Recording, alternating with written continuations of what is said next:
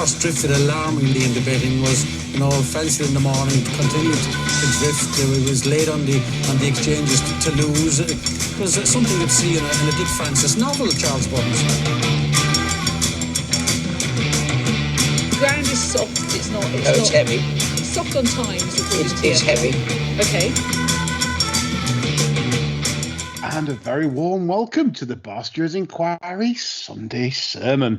On this Sabbath, joining me today is Lorne Malvo from Twitter and John Lang of John Joe's Blogspot. Welcome, guys. Yeah. Hello. Yes, and what a good show we've got today. We've got many questions, and can't thank you enough for sending plenty in today, because sometimes, we just have to waffle a bit, and we've got plenty to go at. So without further ado, I'll get straight on to the first piece of business today, chaps. And it's a sad day for me, because this track has provided me not only with winners as an owner, but winners as a bettor. You love studying the old Southall biases and and everything else. And it's a sad day that Southall, after 32 years, is no more. Are we feeling sad, chaps? Well, I'll start. In 32 years, I think you can count on the fingers of a mitten the number of winners I've bet at Southall. So for me, I think they should dynamite the fucking place. Could not wait for it to be churned up and have a theme park instead on it. Horrible place. But that is an entirely partial view, I'll stress, but hate it. Sad thing is, though, that they're having the old tap eater laid down, which John, I suppose, will attract more of the better Newmarket horses, do you think? Well, my feelings. I can't wait till we've got Tapiter everywhere. So I tell you what, I mean, you said this to me a while ago, and I was horrified. It was in the early days of our podcast, and somebody asked a question. Would you prefer all weather tracks? And you said absolutely 100%. And I was horrified with your response, because I'm thinking no more grass. And then I think this season, it's proved it. It's proved your point in spades. Yeah. I mean, are you going to miss Southall at all, John, for its? Only from a very, very nostalgic point of view. If you cast your mind back, we had a terrific day there a few years back. I think it was the first day of the Chester May meeting, and yourself and Christian had 3 winners between you, and we had a couple of winners elsewhere, didn't we? And what a tremendous day! Yeah, that was real good. Sill at his best, lifting them home. And that was me fondest memory of Southall. Yeah, that was. I had a double that day at Southall. It was Boy the Bell under Sylvester de Souza, and Freedom Flyer again under the great Brazilian. Lifting him home still, yeah. Lifting him home. And John was bouncing that day because he got big multi-bets running. He was getting very, very excited, was John, that afternoon. But great memories that Southall's provided. I'm sure listeners out there have also got some fantastic memories. There's literally been some amazing standing dishes at Southall. I'm just trying to think of a few off the top of my head. Rambo Dancer, Kilkenny. I bet you've got many Southall favourites that have just won race after it. The old Don Cantillon had one with glass legs that kept winning round there. But that was so you didn't claim it. Glass legs. Yeah, they all got bandages, didn't they? They had the vet following it in, with a syringe. You don't want to claim this, son. No, piece of shit. Yeah. Fragile as they come. Yeah. But many good memories, and I hope the Tapiter surface does what Southall want it to do, which is basically to obviously. I would think, because Southall is a very good race course for Newmarket, and obviously Newmarket don't send many there, and I think that's behind the thinking that they're going to get Johnny G and the gang, to send their juiced up warriors on the Tapiter instead of. I'm looking forward to seeing the shagging shirt walking the car. Down.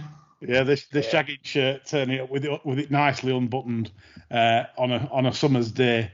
If Southall do race, they're racing in August today, so you could see Haggis turning up August back end next year, on the Tap Eater Only if his chauffeur plugs it into his sat nav. I don't think he knows where it is, does he? No, I wouldn't have thought so. I wouldn't have Wouldn't thought be odds on to know where Southall is, to be honest with you, but we'll see. Definitely not many runners. So Andrew Woodman sent that point in there, so thanks, Andrew. None of us will miss it. No, definitely not. Right, which brings us on to a few other questions. We're going to get through these and then on to the main part of the show and discussing a bit about York and a few York questions as well. A few fun questions here. Randomly here was from Adam Webb. And he's on about pundits, presenters, and commentators. And apparently, like, they've done a Racing TV's done a like favourite commentators, presenters, and pundits. Now, we haven't really got time to go through. He wants our top three in each category, but we haven't really got time to do that. So I would say, can you guys pick me a top pundit, a top presenter, and a top commentator? Who's your favourite? I'll start with you first, John. Top pundit would be Graham Cunningham. Yeah. Purely on the basis of him offering that lad out for a fight on the Betfair Forum. If you didn't nominate him, he'd tweet and say, I'll never forget that. That was one of the highlights of the existence of the Betfair Forum. Yeah. Inside Scope, I think he was called. Yeah. And Graham Cunningham was going to see him in the car park at Chester. Yeah, for a straightener. Yeah. Appleby Horse Fair, have a straightener in the car park. Yeah. I think the best presenter, I like Lydia the best. Special mention for Leona Mayer, though. I think she's an up-and-coming star. You feel as though you could sit and have a drink and a yarn with her any time. Absolutely, yeah. And best commentator, I think probably Simon Holt. Yeah, that's fair enough. Some good choices there. I love the Cunningham one. Chris, you're... Well, I mean, I think Simon Holt, I'd go with him for commentary, but I think they're all in the bottom three for me. I mean, they're all sort of the same as far as I'm concerned. I don't think anybody stands out. I agree that Leona Mayer displays an impressive level of knowledge. Yeah. But that's countermanded by her Twitter, which is all pouting selfies, which puts me right off. So she's relegated. I think bees a home league for her. But yeah, Simon Holt will be the only one that stands out. The rest can, go somewhere. Yeah, I mean, for me, I would say presenter. I'm going to say Nick Luck because, and by the way, Nick Luck's gave me plenty of disdain for my Twitter post towards him, but that proves how I rise above it. I can say, you can criticize me all day long, I'm not bothered, but Nick Luck for me is tremendous. I think he's ultra smooth. So Nick Luck for me. Agreeing with John on the commentator Simon Holt over time, though I must admit I think we've lacked a star commentator now for some while. And so, I haven't really got a really favourite commentator. Michael O'Hare was my all-time favourite. Yeah, he used to get very excited over anything, didn't he? Yeah. Quite like that. I used to love him. And I also agree with John on Leona Mayer. I think breath of fresh air certainly brings a bit of knowledge to the game. Does research, thinks about it, and an easy on the eye. There you go.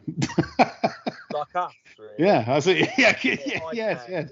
Yeah, absolutely. Okay, thanks, Adam, for that question. Next question comes from Steve, and he says, "What tools do you use for form study?" John, I'll come to you. Eyes, exactly. I mean that's it. That I don't think there's many. I mean, you can buy every form book on the planet. I mean, I subscribe to Timeform, Proform, Racing Post. My monthly bills are astronomical, right? And I buy sectional timings, this, that, and other. I pay for information also occasionally. But the best tool, this is John Lang. He's fantastic. He's bang on the money. The best tool are your eyes. Exactly that, John. Because at the end of the day, you could have speed figures, numbers, sectional times. You could have people saying this is the second coming, but the eyes, I think, overrule everything. If there's something you don't like about it, John sometimes will say to me on private chats on a Saturday when he's messaging me, and he'll say, "I really don't like this. I don't like how this has gone forward, or it's not." You know, if you pick something out like that, I think that's far more invaluable than a phone book can tell you. And I think that's it. It's just over time, Steve. I think you know, you as a young whippersnapper, you're still learning the game or whatever as you move forward in life. I think that's it. It's your eyes that are the most important. And I mean, coming on to another subject, chaps. I mean, that it was the pre-Jacques Le Manoir today, and I see that everybody was bouncing over the winner, Palace Pier. My opinion was I thought the second should have won 5 minutes, John. Yeah, it's a bit interesting, isn't it? I mean, Gosden's gone on there to explain how frightfully clever he was again, because he's gone there 10 days short, apparently, which had the horse at 80%. I've never known anybody have a horse at 80% 10 days before a K race. No. But once again, the waffle goes unchallenged, you know, because he talks very loudly and very clearly. Exactly. We should all listen to him, because he's an establishment figure. And we all have that natural deference to people that are betters. Right. Yeah, it's the natural order of things, isn't it? but yeah, I mean, for me, just watching the race back, I could not believe how Kevin Manning was sort of sat up in the saddle with about Bernard Manning, didn't he? I thought he absolutely screwed up there. I think you know, two to go, and it's you know, this horse will get 10 furlongs standing on its head, really. And I'm thinking, you know, you need to kick. You really need to be going. And this weren't after time, and it just, you know, as it happened. I'd no bets because obviously they'd shortened up Poetic Flare, so I didn't get involved from the initial anti-post prices. But yeah, I just thought Poetic Flare should have won. I think people are making excuses when they said they were on different parts of the track. I think if you're Kevin Manning, you never ride Poetic Flare for a turn of foot. I mean, he's solid, Kev, you know, but you know, I don't think I've ever seen him win a race he ought to have lost, if you get me. You know, I've never really seen him pull one out of the fire. You know, but I've seen loads of couple where I thought, yeah, somebody else might have won on that. Yeah. You know what I mean? He's a good, solid jockey. I'm not having a pop. Is he older than Joe? He'll be up there, won't he? There'll be Joe, Kevin Manning, Dane O'Neill. You know, I mean, I'll be sat around with pipe and slippers, won't I? Yeah. Doing a jigsaw tonight or something, and then the walk and then early bed. Yeah. Right, moving on to the next question. Phil Burr Bagshot has been on, and he said, guys, are racing channels in the bookies' pockets, in your view? I'll come to you, Chris, first. Have you got any opinion on racing channels in the bookies' pockets? I wouldn't say in the pocket, but I think like the trade paper, you know, they are mindful of the advertising revenue that they derive from bookmakers. So, you know, straight away they've painted themselves into a corner. So to some extent they are. I mean, they're not free to say precisely what they want to say because they are in a joint venture with bookmakers. So I agree with the tweet. I suppose to some extent they are. Yeah. Yeah. John?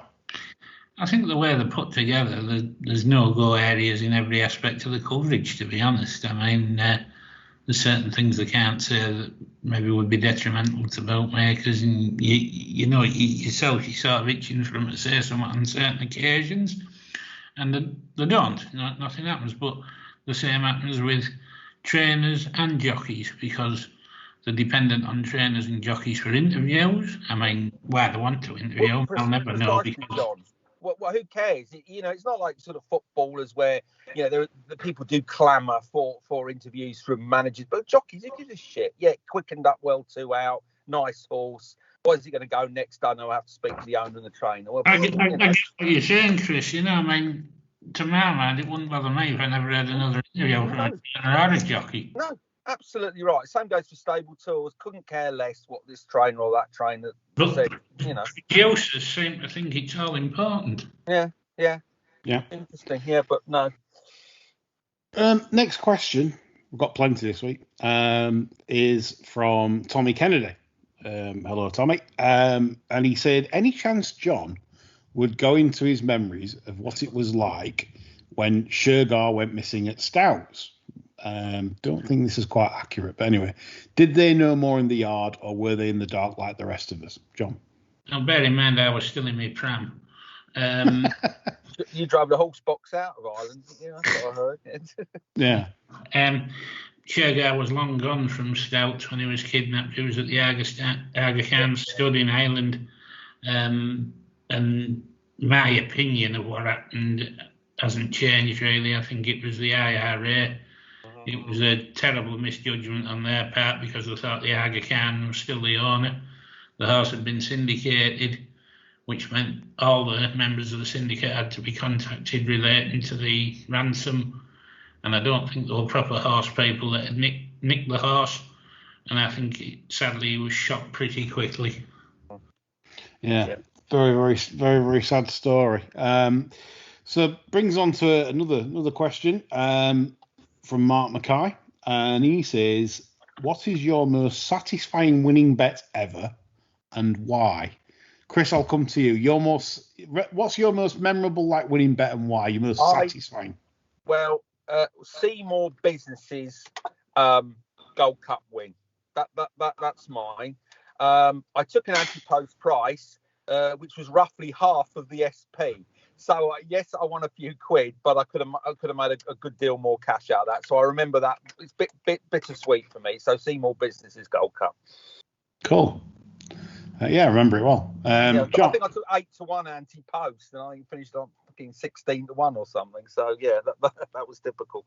Yeah, it sounds like me that as well. You've got the value 6 months before, and it's double the price. Yeah. John, your most memorable bet and why?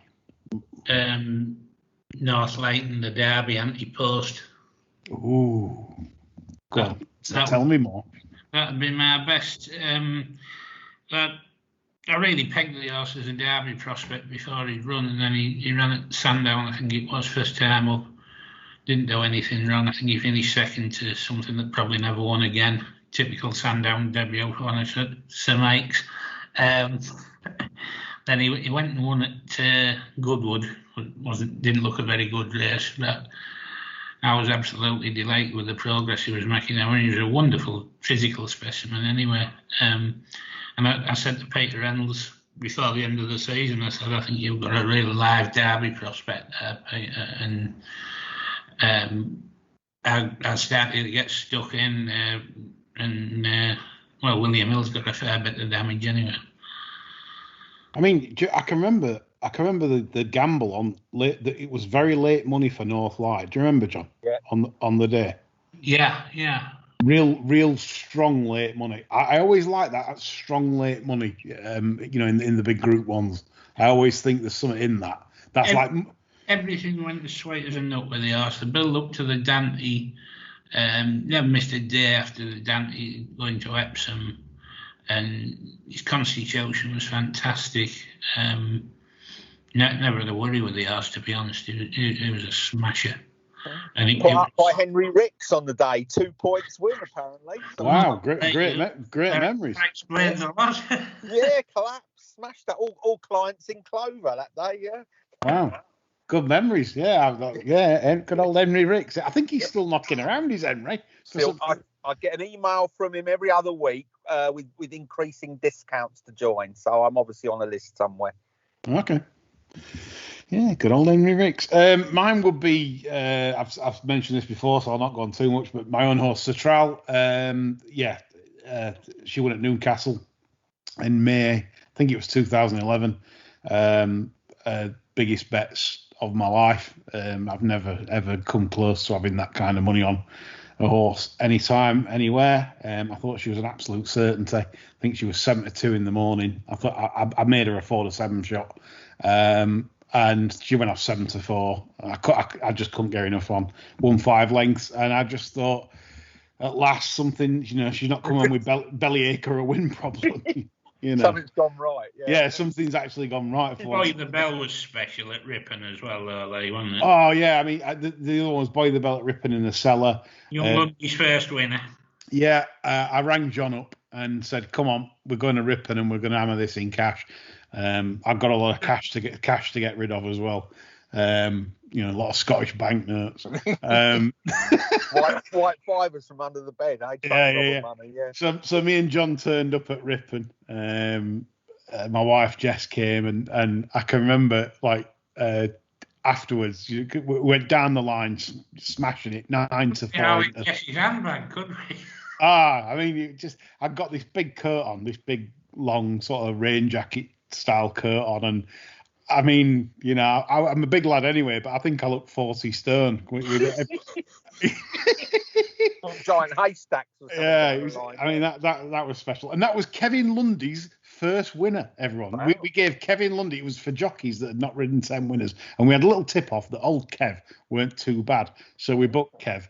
I think he was riding at the time for about 800 reds for Dangerous Dave, hadn't he? Dangerous Dave Evans, yeah. You know what an hard task. I mean, Dave Evans at that time would be so pissed up that he's probably not noticed Kev being any good. So yeah, we nicked him, and that was that. And that was what a great evening that was. John zoomed off back to the northeast. I zoomed off back to York, and it was just fantastic. Yeah. Good times. Right, we move on to the next part of the show, and we're going to talk about betting in general in this game. And I am certain, I've said it before on podcasts, and I don't like to be repetitive too much, but I'm hearing more and more terrible stories of people being restricted, not just from winning money, but the new elephant in the room is, I've had one email this week, chaps, from he wants to remain anonymous. That's fine. And he said he's been on Betfair for 5 years. He enjoys the game, loves the bet on the horses. Absolutely, he works. He's a full-time employee, but he enjoys the bet on the horses. So he's 7,000 up lifetime on Betfair. Right. And apparently the other week he said I lost my head a bit. And I deposited a couple of grand. It's one of them things. You just kind of lose it from time to time, like we all do. I do. Everyone does. And he got the dreaded Betfair vote of no confidence from the gambling team. And basically, unless he produces documents to prove his earnings, he's going to lose his account. And if he does, and I've told him already, if he does produce these documents, they're probably going to limit him on his salary. They're probably going to limit him to probably, I don't know, £150 a month deposits, that kind of thing. Now, as I've said to John before, and John totally is on board with it, on side with this. If you have a levy-based system on turnover, on bets made, and it's how on earth can racing survive if this continues? It frightens the life out of me, chaps. I mean, the thing is as well, there are more people now betting on false accounts, betting on other friends' accounts, as in because they can't get on anymore, so that they have to use somebody else's. That the BHA won't know anyone that's on this integrity team now. It's a complete joke because no one will know who's betting with who. I mean, I can tell you now. This is for a fact. This is not hearsay. There are trainers currently in this country that operate, and I'm not going to name names. I'm not stupid. I'm like Jim. I'm not going to name names, but they are betting in India. The ones that want the gambles on, they are betting with unlicensed Indian bookmakers. Wow. Right? Wow. And I'm not talking small amounts of money, large amounts of money. Wow. And because you cannot get on here. So what is the point? It's like you can't sell the dream. You can't sell the dream of being able to win. You can't deposit. If you win too much, you're barred. If you lose too much, you're barred. So what on earth are we stepping into something really dangerous for the sport? Yet the BHS, where's the Horse Betters Forum on this? Taboo. John, I'll give you the floor. Well, I've got several accounts in Haley's name. I've got I've got 2 accounts of the leg breakers that I haven't had to use yet, but I mean they're just completely black accounts.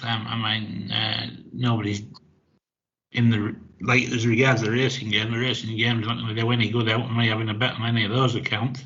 No. It's absolutely horrific. Basically bringing all this in, racing is shoving a foot up its own ass and then trying to run a marathon.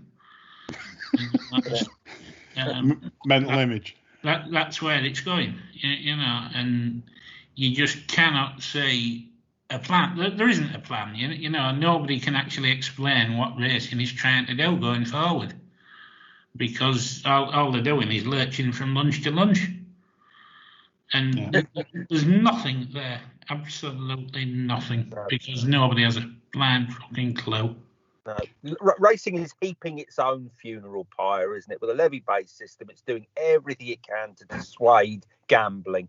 The thing that keeps the sport afloat, nobody wants to talk about or encourage. And in wider society, there's sort of 2 camps, isn't there? There's the bookmakers that want a client base that that are just sort of reckless, medium and small time gamblers, sort of people that watch Love Island or Ant and Dec's Saturday Night Takeaway and think it's great, and they want millions of those sort of people punting their conkers away on correct scores and time of first goal scorer. Nothing to do with racing. And then you got the other side, you've got government that are saying that basically everything about gambling is bad, it's the new tobacco. And in the middle, you've got successful punters or people that aspire to be successful that are being squeezed. And that's the problem. And nobody's encouraging responsible gambling. They're just not. It's never discussed. It's not talked about. ITV sort of give a cursory remark about, the ITV7, but that's about it. And responsible gambling isn't promoted or given a shop floor, which is bizarre, given that that's how the sport functions or thrive. Yeah. I had a conversation with James Knight on Twitter, Coral's odds compiler, and he did. He called me a parasite. He said basically that. Yeah, absolutely. Yeah, probably does. Yeah. But yeah, he said that professional punters basically are a parasite. Now, I tried to let that sink in for a bit, because this is a chap that works for a company that basically ruined God knows how many thousands of lives betting on casino slot machines. Spin as many times as you want within an hour. And then they've got the goal to call someone that gets up at 6 a.m. when he can be bothered, grafts away, finds an edge, makes a living, provides liquidity to others that's in the system, pays commissions, so therefore it pays wages, so therefore it's in the ecosystem. But yet I failed to see his point that I'm a parasite. But then, John, is it because I take out of the system that I am a parasite? What's your stance? I don't get where he's coming from at all, Colin. No. I just don't get it. I mean, it's the whole, just to go back, remember, Barney Curley's rant about their takeout merchants. Well, frankly, 99% of people in any industry, that are employed, that need income to live are, by definition, takeout mode. They're parasites. Nobody on Racing UK appears for the good of their health or for altruistic reasons. Barney Curley ran horses for his own benefit. So I have a real problem with this notion of parasites and takeout merchants. I mean, any employee is a takeout merchant. There's no obligation for them to put something back into the system. If say you're an accountant, you have a 30-year career with, I don't know, Ernst & Young. At the end of it, when they give you your gold clock, they don't say, "Oh, I think you better set up, a charity for aspiring double entry bookkeepers. Give something back to the accountancy industry." No, you go on retirement. So I don't get his point, by using the word parasite, because he's an employee presumably, so he's a net receiver of the largesse of Coral or whoever his employer is. He's not handing his salary back presumably every month. No, it's exactly that. I mean, I didn't want to start a 25. Did you ask him who wasn't a parasite? I'm going to say that, yeah. Everyone is. You know, in the broadest definition, we're all taking from whatever industry we're employed in. It's true, yeah. Yeah, well, yeah. I mean, his comments took me aback because I'm thinking, you know, coming from your position where you work for a company that basically, you know, just absolutely destroy. I mean, this is the bit where I agree with Shilton, Peter Shilton. I mean, he says that gambling ruins lives. Well, it does. Yeah. So it does. I mean, it depends how you do it. If you've got 100% books on Betfair, it's impossible to lose money quickly, you know, over time, because but if you're on a slot machine and it's 30% over round and you can spin God knows how many times in an hour, then your fate is going to be decided very, very quickly. I'm amazed at the lack of common sense from governments on this and from anybody within the industry. Well, of course, the industry does not want to ban slot machines because it's such a massive earner for them. Why would they?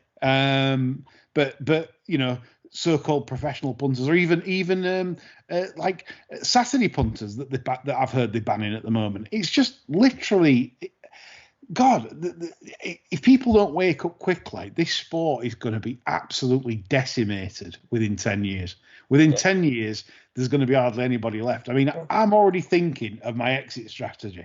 That's how bad it is. I started a blog on Barstew's YouTube, doing a professional punters blog. You know what, like basically what to look for, how, you know, like basically something interesting for people to learn and improve. The problem is, I've stopped doing it, and someone asked me why I'd stopped doing it, because I've lost enthusiasm to do it. Because why do I want to get anyone involved in a sport that restricts that the minute you show any form, they're going to ban you.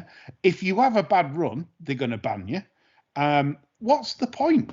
What is the actual point? You've got to sell a dream before you sell a bet. And as for the on-course market, the on-course bookmakers have had it very rough, I agree, over the last year or so. Jeff Banks has done his nutting over the last year. Yeah. But John's best friend is Jeff Banks. He's everyone's best friend. Yeah. But I mean, the thing is, they need to offer something different. Remember Come Racing in the old days, John McCreary used to say, Come Racing. Why? Because you saved the betting tax. Yeah. You could turn up to the race course. You didn't have to pay your 10% betting tax, you know, which was an absolute killer. It was, you know, if on bets in the betting shop. So everyone used to go racing for that. Many used to go racing for that reason, to get a bit of tax free. Now, the on-course market offers nothing different other than they've got the Betfair screens on. They're all looking, oh, can we edge at that? Well, we'll lay you 7-4 because it's 15-8 on the machine. They need to come up with something ingenuitive to make it attractive to go back on course. And if they can do that and actually bet to an opinion and say, well, we're offering 2 on this, even though it's 15-8 on the exchanges, you know, because we've got an opinion, which not many have these days. They just want to roll up, make a book, go home and say how clever we are. Well, you aren't clever. You need like me. You need to be ingenuitive. You have to work hard, and you have to create an edge. And this is what on-course bookmakers, they just sat there doing nothing, turning up, offering less than Betfair. They're not sticking the neck out ever. I used to remember bookmakers, John, in the 80s and 90s on course, that would absolutely stick their neck out on certain horses if they didn't like them. If they thought an horse was ungenuine, it'd be like, right, 9-4. You can 9-4, no Betfair, so there's no guide price. They'd just go out on a limb to lay one because they didn't like it, John. Yep. Mickey Fletcher said to me one afternoon at York, he said, go get us a sandwich. I said, get your own bloody sandwich. He said, well, you brought 40 quid.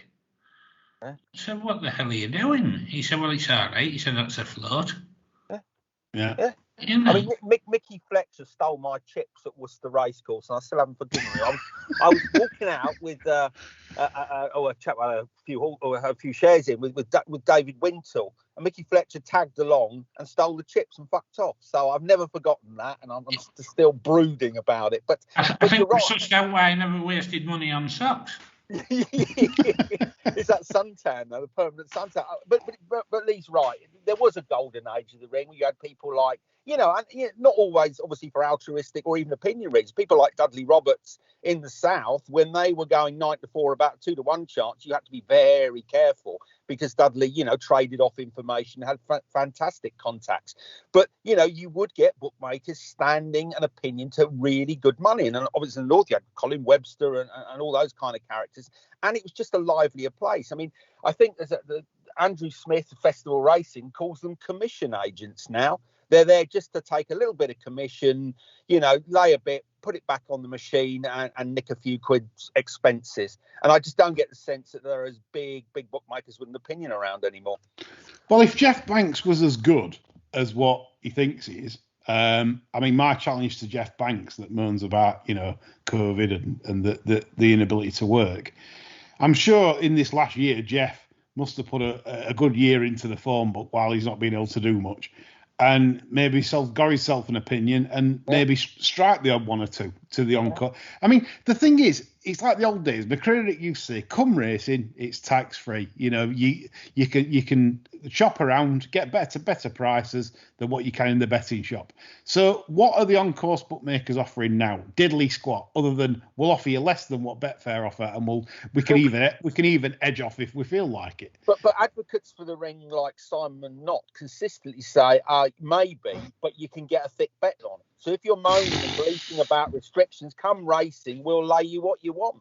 That's the advocates of the ring are saying that. I don't know, it's true. I haven't been racing for long.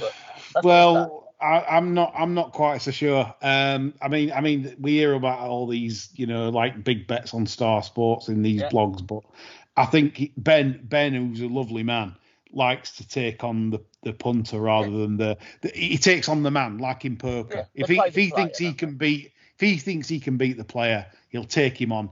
But then if a randomer comes up wanting, say, these kind of bets, it's like not a chance in hell you'll get it. He's got to know the man that's playing. It's a bit like Stallion and Blogger walking up with the. It's the you'll take them on all day, but it's like you say, that's how it is. But so on-course bookmakers need to do something different, maybe to revitalise the game and the market. Maybe make me go on course, make me have a look on course. If you want to take money, then come up with some suitable odds that you think you can beat me on.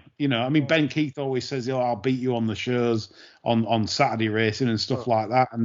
But let's see it on course. Let's attract people back to the race course and back to what it used to be, lively betting rings. Yeah. Anyway, we can't solve the problem of betting because big bookmakers have got it by the balls. But we're going to move on now to discuss a little bit about York coming up this week. Big podcast on Tuesday night. Myself, John and Andy Richmond, Bickley 14 will be on Tuesday. And I'm also trying to get bets from Irish fair maiden, Catherine Fry, and Nick Davis. Zilzal, I've also requested Nick sends his best bets for York. So you don't want to miss Tuesday's show. It will be bumper. And I can tell you now, me and John have got two cracking naps for York this week. So we're very excited.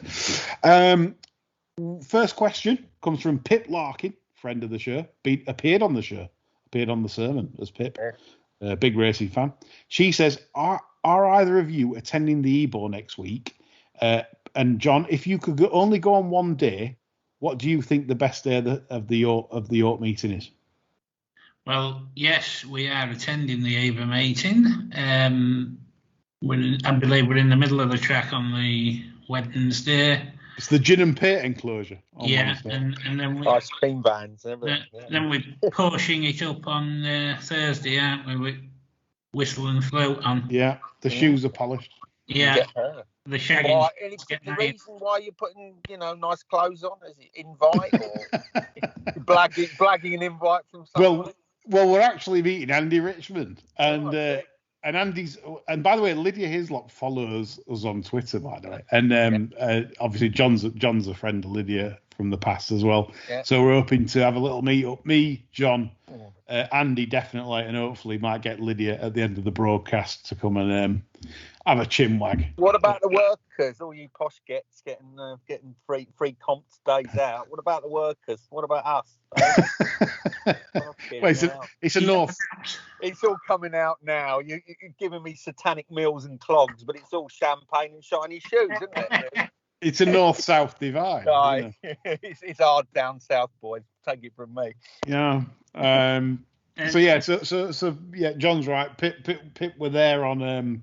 We were there in the middle on Wednesday. If you want to come and say hello, we'll be sat with a rather large picnic, and ready to devour whilst we're watching the action live from the course. Yeah. Yes. Right. Ian Davis has been on. I think John answered him quite funnily today on Twitter, but he said, if no rain, they leave the taps off and it's quick. Could St Mark's Basilica, who got beat last time he ran on good ground, be vulnerable? And is an official rating of 127 inflated for that horse? And could quicker ground give Mohafeth a chance, John? Well, like I mentioned to Ian on Twitter, if Mohafeth ever became available, I would really fear for his wife's future. Right. Okay. Well, Ian really does seem dreadfully fond of this horse. I can't argue with his stance that this could be the race for him, though. I think if they go a decent gallop, that's the key. You know, a good, strongly run 10 furlongs on fast ground. Last time was awful for the horse, thanks to Liam Jones. For me, the horse actually proved his credentials that day, even though he got duffed into third, because he spotted them Group 2 horses 5 lengths and caught them while they were quickening. So I think that was a very, very classy performance, despite him not winning. So I think he's definitely a Group 1 horse. Yeah, I pretty much concur. I would say borderline Group 1. I would say he's like definitely better than Group 2, and he's sort of just on that cusp. But yeah, I agree with you, John. There's definitely more to come. For Ian Davis to get excited, he'll be sat there bouncing away. If You don't want him, wouldn't you? Yeah, you just see it.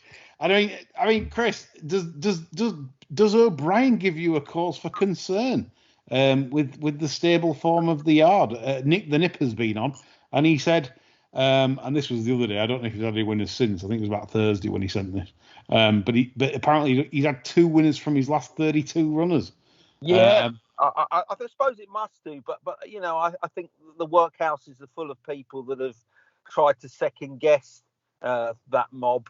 So on paper, yes, it would, but it wouldn't surprise me that they come and have a Beezer event, Beezer festival there. You just can't second guess those guys. But yeah, you'd want them to have more winners by now, wouldn't you, going into to York? But who knows with those people? Yeah, and I mean, John, do you think can you see them running St Mark's Basilica and Love? No, absolutely not. No. I think Love will go to France. St Mark's Basilica will run. I think haven't they got that other filly in there? The one with the pedigree. Oh, Joan of Arc. Yeah, I think she'll probably make the run in the one man wasting her. Joan of Arc's on fire, I hear. Oh.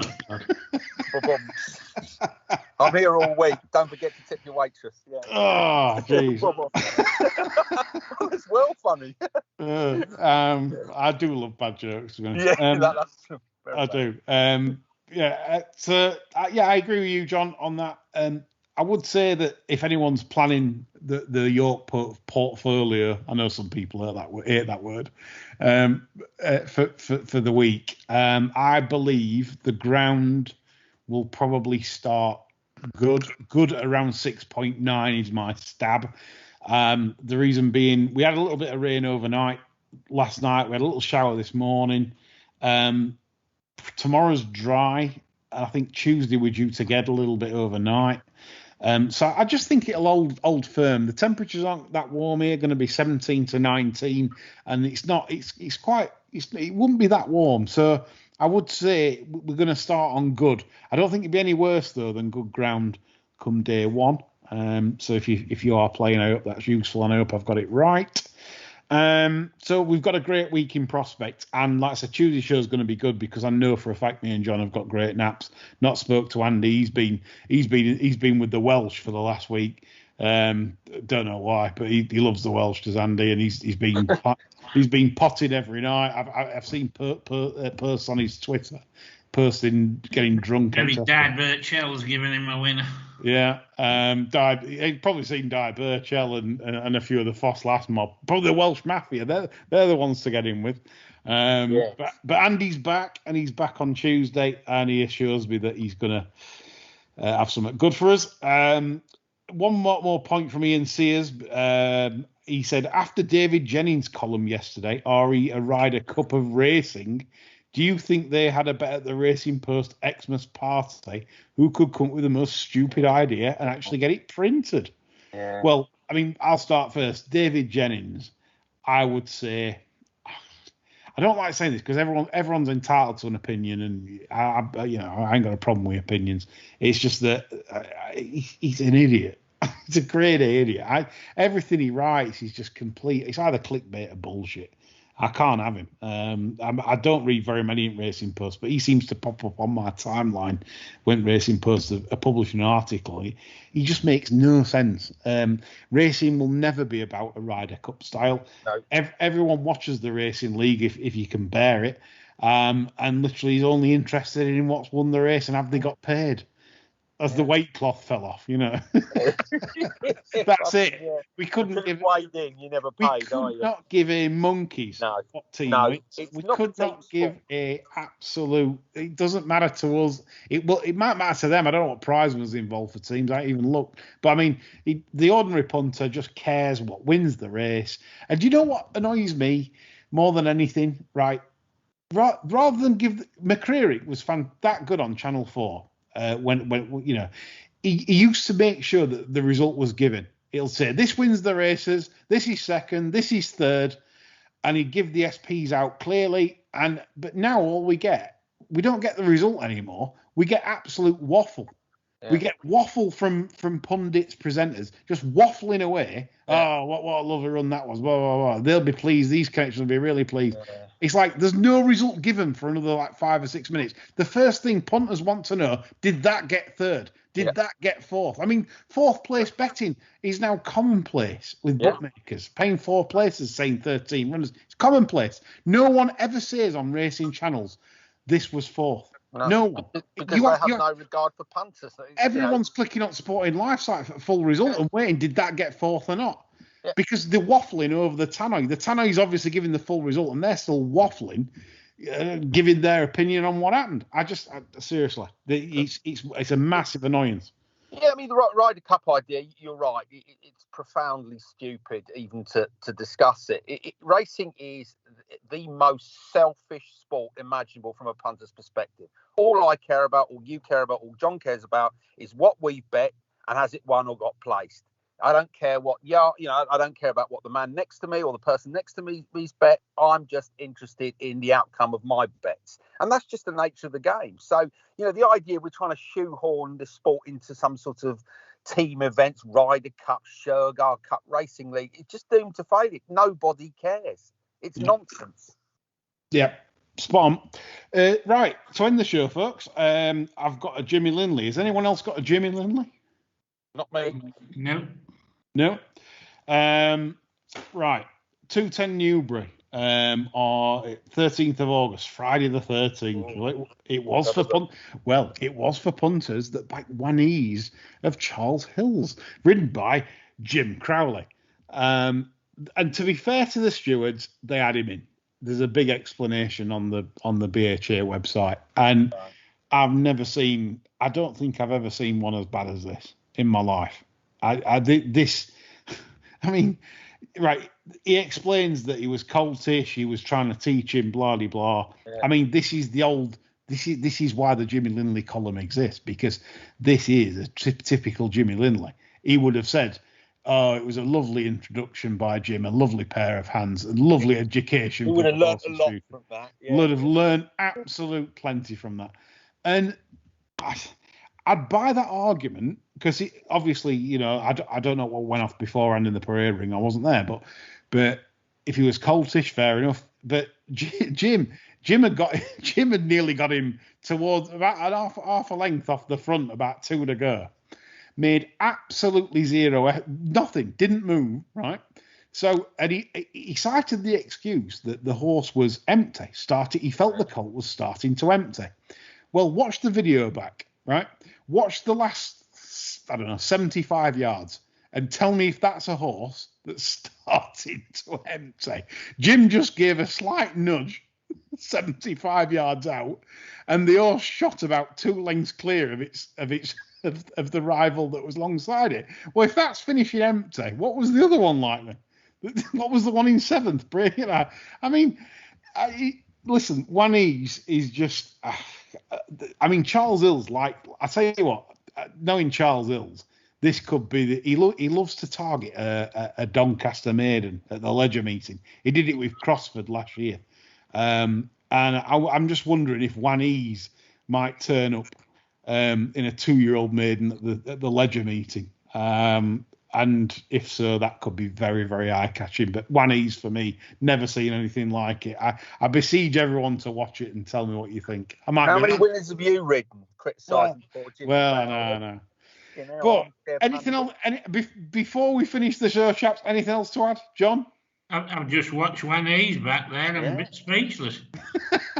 I'll have a look later as well. That's like Jim said to the Indians. Take as a grand out of this, will you? If I'd watched that live, I'd have probably done me bollocks in running. I know. Yeah.